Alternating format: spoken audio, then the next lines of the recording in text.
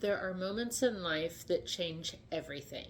For me, it was the night I gave up, the night I died. But somehow, against all odds, I survived. In August of 2016, after 12 years of marriage, I got divorced. At the time, I thought things were going to get better.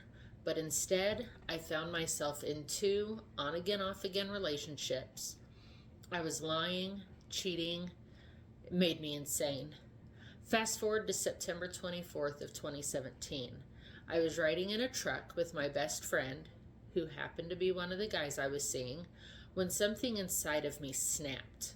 My thoughts were loud, too loud. I had hurt so many people. I felt like the only way out of this endless cycle of pain was to end my life. In a split second, I opened the door and I jumped.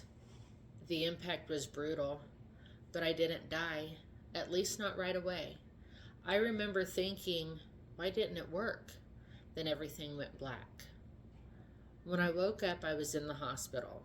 The doctor told me that I had died for a moment, but was revived. I had succeeded, but also failed. In the days that followed, my emotional pain was worse than my physical injuries. My body was bruised and broken, but my heart hurt worse. People ask why I did it, but how do you explain feeling so trapped and hopeless that death feels like the only answer? Over time, I realized that I had been given a second chance. Someone or something had other plans for me. I was still here.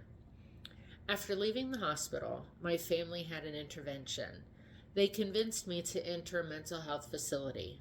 It was one of the hardest but best decisions I've ever made. I knew I needed help, not just for me, but also my kids.